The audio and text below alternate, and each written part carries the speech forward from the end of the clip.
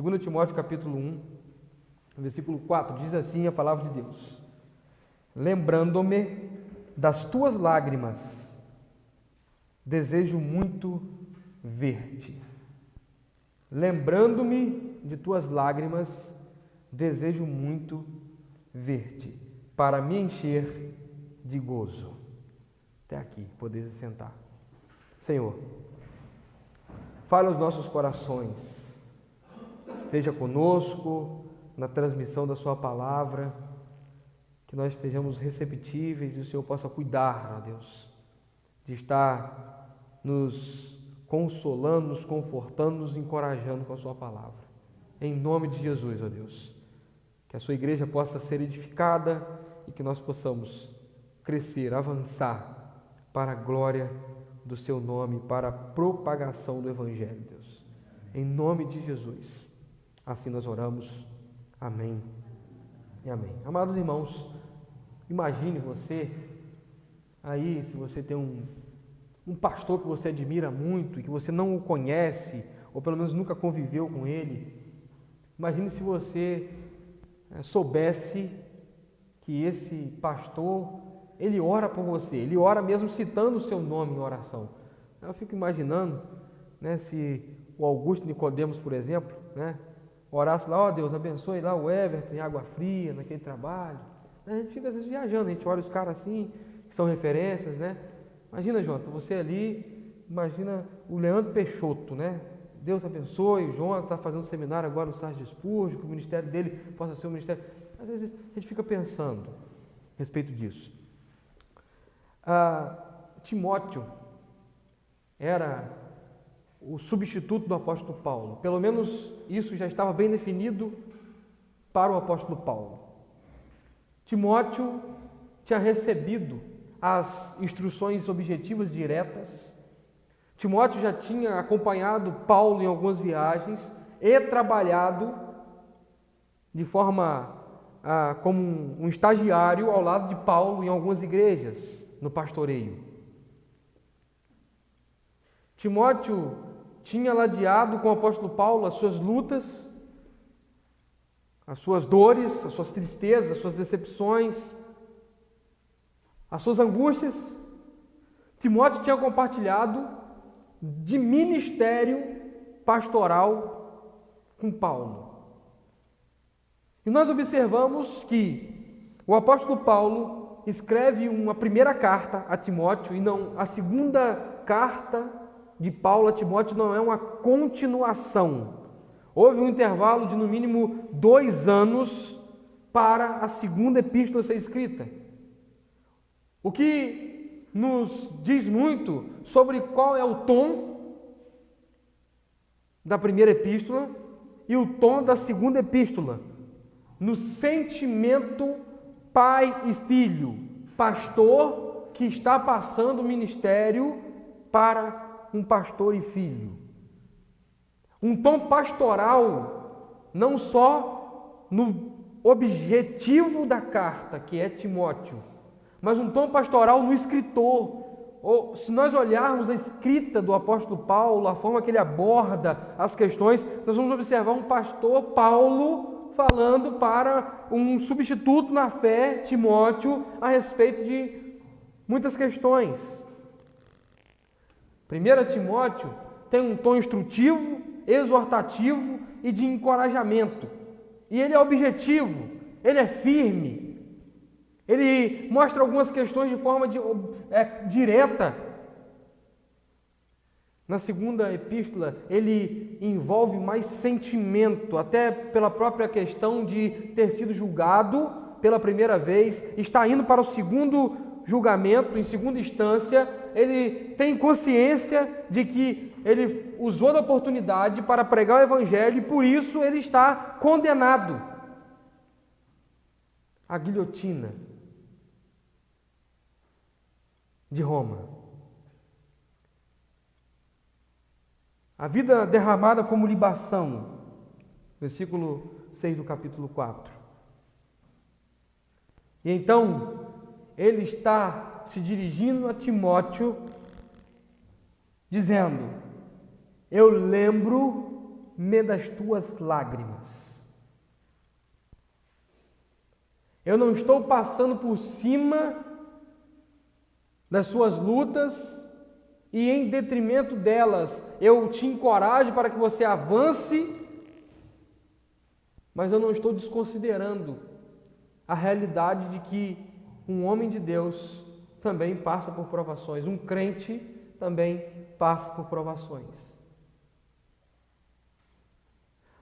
Note que no versículo 3, do capítulo 1, ele expressa algo que é grande encorajamento para Timóteo. Dou graças a Deus, a quem desde os meus antepassados sirvo com consciência pura, de quem sem cessar faço menção de ti nas minhas orações. Agora você imagina Timóteo lendo essa carta e vendo: Paulo ora por mim. Paulo ora por mim. E aqui está um primeiro princípio de quem ladeia na vida cristã, entende que o outro é crente, crê em Deus, confia em Deus, sabe que Deus é soberano, sabe que ele é pecador, sabe que nada foge do controle de Deus, mas ele tem sentimentos, ele sente, ele chora, ele fica angustiado, ele fica doente. É saber isso, saber que os crentes não estão dentro de uma bolha, o seu amigo crente, o seu irmão em Cristo que frequenta essa igreja não está dentro da bolha, e você olha para ele passando na sua luta da saúde e diz: não, mas ele crê em Deus, né? Deus é soberano, ele sabe disso, sem levar em consideração que aquela pessoa chora, sofre, tem lágrimas, tem momentos de angústia, de dor.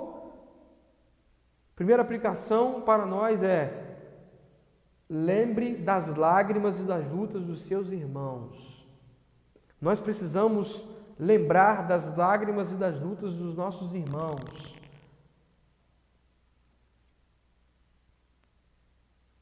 E a segunda aplicação é que nós temos o dever bíblico de orar uns pelos outros.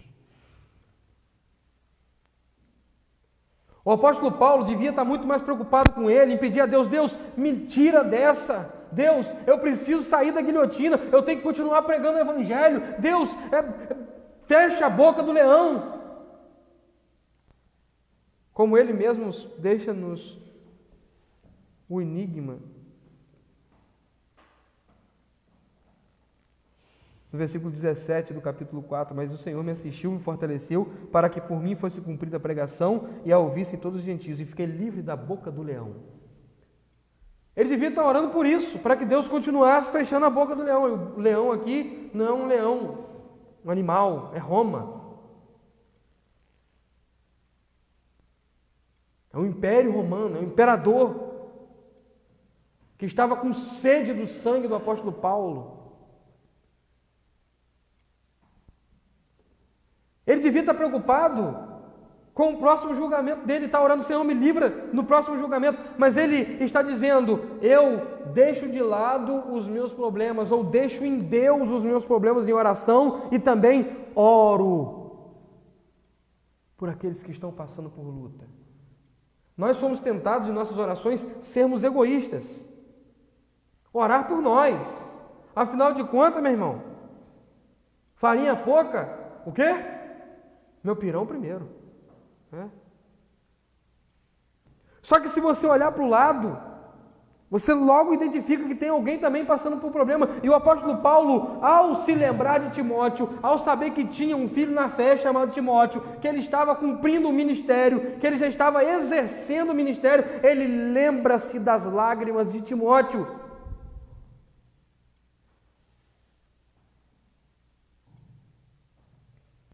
Ele ora, e nós podemos destacar, pelo menos por 3 motivos físicos a respeito de Timóteo. 3 lutas pessoais que Timóteo tinha. E no capítulo 4 de 1 Timóteo, versículo 16, o apóstolo Paulo diz assim para Timóteo: tem cuidado de ti mesmo. Olhe por você. Tem cuidado do seu coração, Timóteo.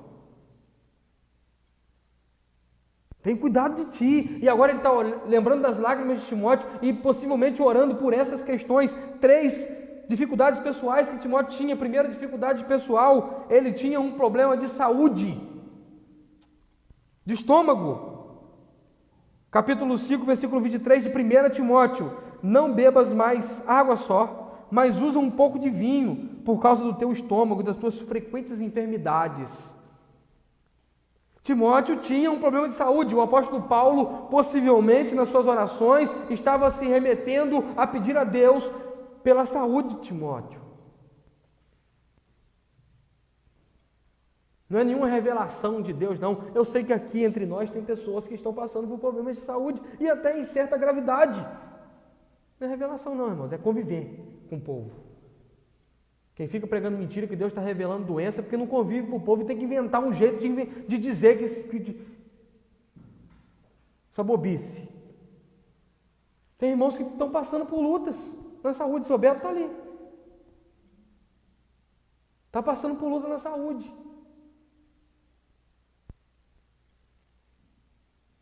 Vai passar por tratamentos, talvez por cirurgia.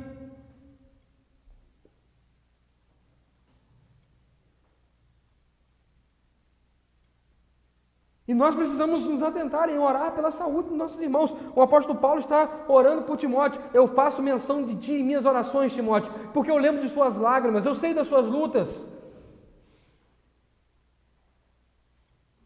Segundo motivo, pessoal, Timóteo era tímido. Por isso, no capítulo 1, versículo 8, ele vai dizer: não te envergonhes do testemunho do nosso Senhor, nem de mim que sou prisioneiro seu. Antes participa comigo das aflições do Evangelho, segundo o poder de Deus. Os estudiosos identificam que, de fato, Timóteo era tímido. Tinha vergonha de público. E isso era uma luta frequente, uma luta pessoal que ele tinha. E o apóstolo Paulo se lembra disso e ora por isso.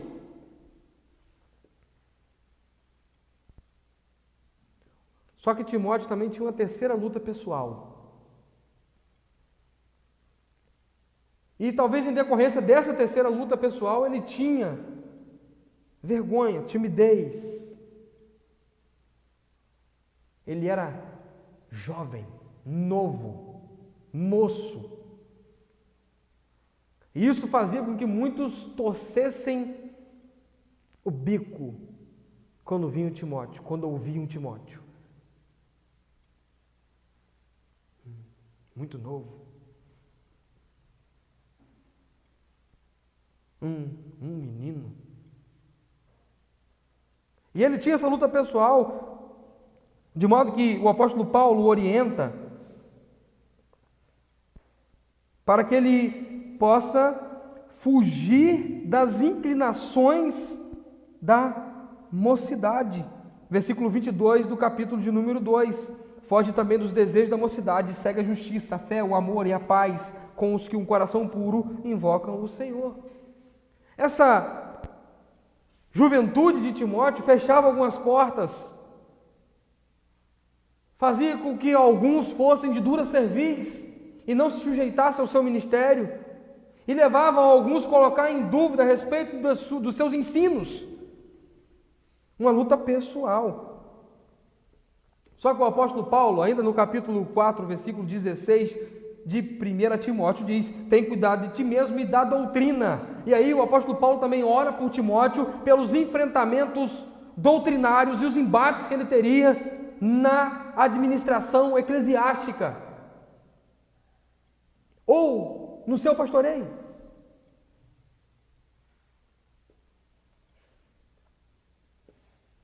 Apostasia. Muitos apostatando da fé. O apóstolo Paulo mesmo vai usar o exemplo daqueles que estavam com ele e apostataram da fé e o abandonaram. E aquilo gerou sofrimento no coração do apóstolo Paulo.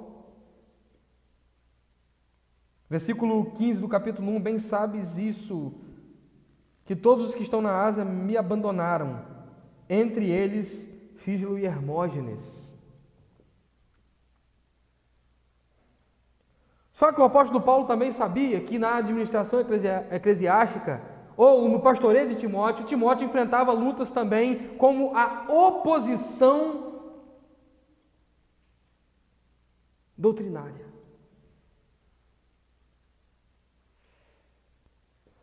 Aqueles que se opunham e diziam: nós não aceitamos esse ensino.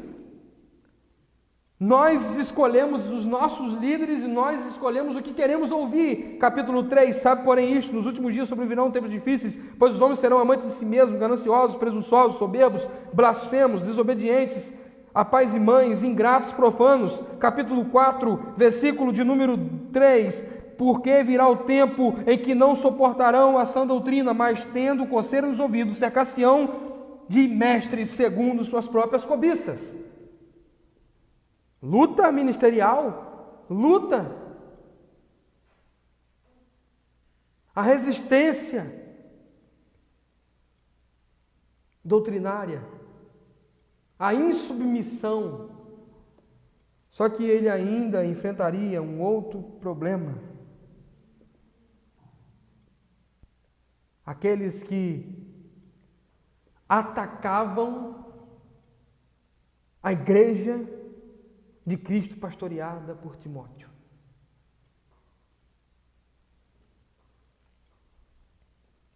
Eles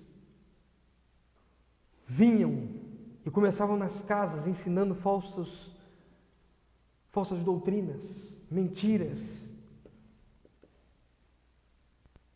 Versículo de número 6 do capítulo 3: porque deste número são os que se introduzem pelas casas, levam cativos mulheres nécias, carregadas de pecados, levadas de várias concupiscências.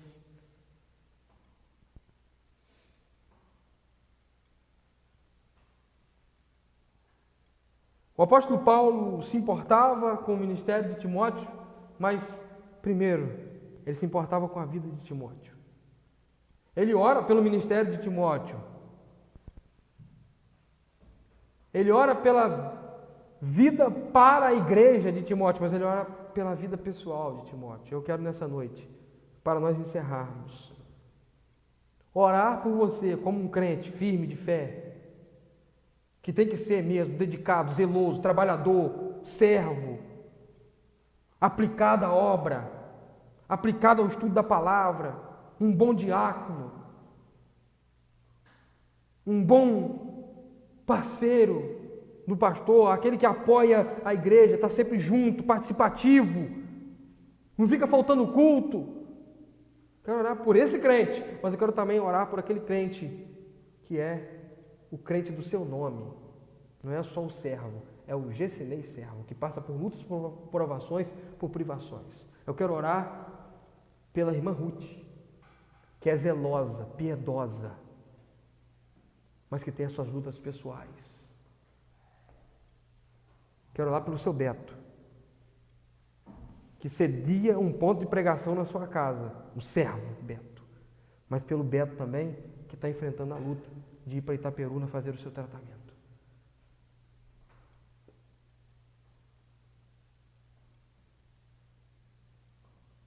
Eu quero te convocar a ser alguém